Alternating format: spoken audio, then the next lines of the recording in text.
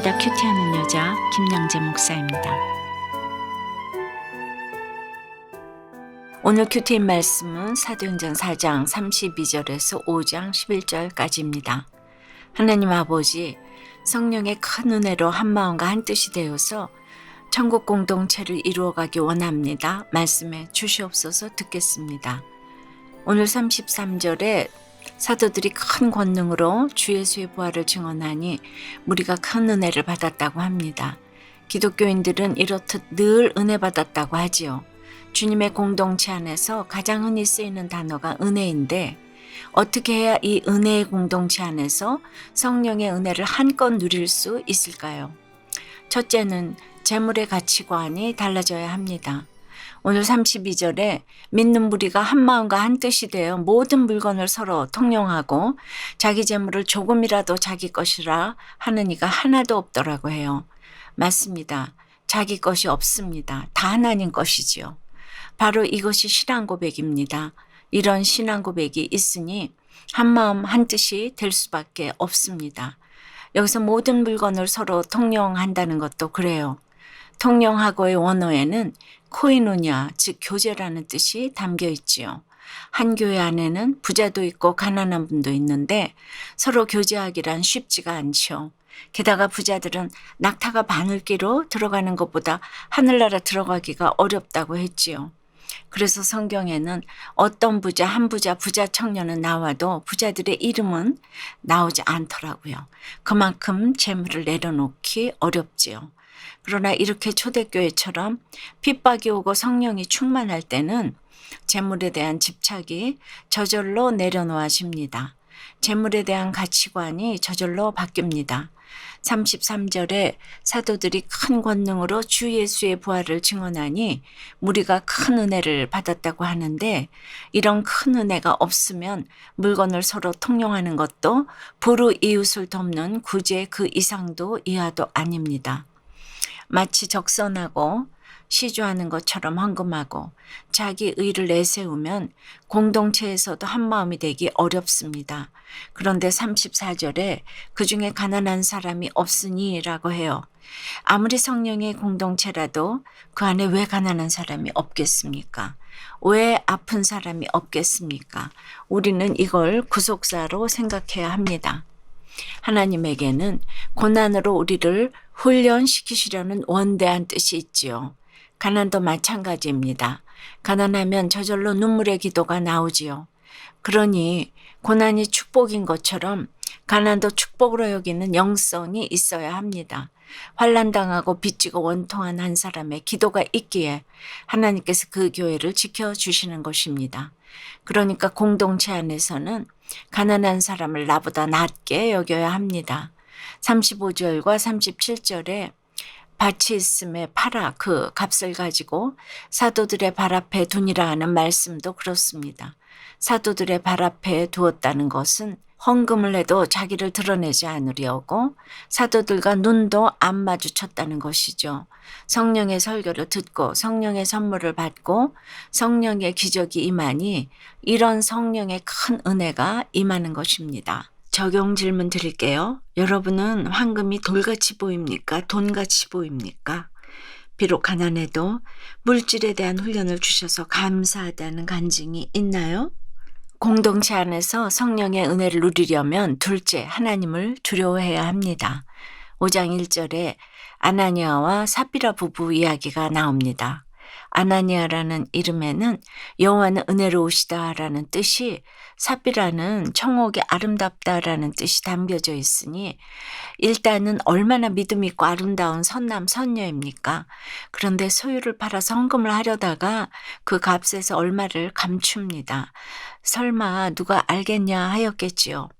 그런데 3절에 베드로가 이르되 아나니아야, 어찌하여 사탄이 내 마음에 가득하여 내가 성령을 속이고 땅값 얼마를 감추었느냐 하고 책망합니다. 애초부터 제가 돈 쓸 일이 너무 많고 막상 돈을 보니 욕심이 생겨서 반만할게요. 그러면 누가 뭐라고 합니까? 그런데 성령의 은혜로 소유를 팔기로 작정했는데 막상 돈을 보니까 순식간에 사탄에 넘어간 것입니다. 5절에 아나니아가 이 말을 듣고 엎드러져 혼이 떠나니 이 일을 듣는 사람이 다 크게 두려워하더라고 해요. 혼이 떠났다는 것은 완전한 심판입니다. 그리고 모든 사람들이 다 크게 두려워했다는 것은 이 일을 하나님의 심판으로 인정했다는 것이지요. 헌금을 일부 감추었다가 죽었구나. 이게 아니라 진짜 하나님은 살아계시네. 하나님은 속지 않으시네. 이런 성령의 두려움이 생겼다는 것입니다. 여러분은 어떠세요? 헌금을 누군가가 알아주기를 바라며 합니까? 신앙 고백으로 합니까? 하나님께서 바치라 그러지도 않았는데 이 병만 고쳐주시면, 결혼만 하게 해주시면, 이 프로젝트만 성공시켜 주시면 바치겠다고 한 게 얼마나 많습니까? 성령을 속이고 감추면서 가고 싶고 놀고 싶고 자랑하고 싶은 것은 무엇입니까? 그런 마음이 들 때마다 하나님을 경외하는 성령의 두려움이 임하고 있나요? 사업이 부도나고 큰아들이 죽는 사건까지도 내 죄보다 가벼운 고난으로 해석하게 되었다는 한 집사님의 큐티인 묵상 간증이에요. 저는 어린 시절부터 교회에 다녔지만 인격적으로 주님을 만나지 못해 불신결혼을 했어요. 그리고 돈을 벌고 싶어 의류 도매업을 시작했는데 날이 갈수록 사업이 번창했지요. 11조 헌금액이 점점 많아지니 오늘 아나니아와 삽비라처럼 11조를 떼어먹는 죄를 저질렀어요. 오늘 4절에 사람에게 거짓말한 것이 아니요 하나님께로다 하시는 말씀처럼 하나님 앞에서 두렵고 찔리는 마음이 있었어요. 그럼에도 저는 그 재물로 자녀 셋을 유학 보내고 세상 바벨탑을 쌓아갔어요. 그러나 하나님은 단 한 번의 부도 사건으로 저의 모든 재물을 쓸어버리셨지요. 그리고 2년 전에는 큰아들이 편도가 심하게 부어 병원에 갔다가 3시간 만에 심정지가 되는 청천벽력 같은 사건이 왔어요. 어찌하여 갑자기 아들을 데려가시냐 울부짖었지만 아들의 장례 예배 때 하나님은 네 마음을 다하고 목숨을 다하고 뜻을 다하고 힘을 다하여 주 너의 하나님을 사랑하라는 말씀을 주셨어요. 그 말씀을 듣고 보니 제 고난이 그동안 지은 죄보다 가볍다는 것이 인정되었어요. 이런 심판의 사건을 간증하며 복음의 씨앗을 뿌리는 사명을 감당하겠어요. 저의 적용은 큰아들이 맡기고 간 며느리와 두 손주가 믿음의 공동체에 속하도록 계속 권면하고 기도하겠습니다. 주변에서 만나는 사람들과 소그룹 지체들에게 저의 간증을 나누겠습니다.입니다. 성령의 은혜를 누리려면 재물의 가치관이 달라져야 합니다. 하나님을 두려워해야 합니다. 오늘 5장 1절 2절에 보면 아나니아가 아내와 더불어 그 아내도 알더라. 그리고 9절에는 둘이 어찌 함께 꾀하여 이런 표현이 3차례나 나옵니다. 그러니까 아내가 찰떡궁합이 되어 아나니아를 도왔다는 것이지요. 나는 부인으로서 남편으로서 어떤 배우자인가 생각해 보시기 바랍니다. 예수님은 화평을 주러 오신 것이 아니라 검을 주러 오셨다고 했지요. 예수를 잘못 믿는데 그렇게 화평하게 사는 게 이상한 것입니다. 복정의 언어를 쓰는 것이 당연하지만 배우자가 사탄 노릇을 하면 눈물을 흘리고 말씀의 검을 대야 합니다. 이런 믿음이 없으면 찰떡궁합이라는 것이 얼마나 공허한 것인지 모릅니다. 그리고 오늘 아나니아와 삽비라를 보면 아유 몹쓸 내가 죽어야 하는데 대신 죽었구나 이런 회개가 있어야 합니다.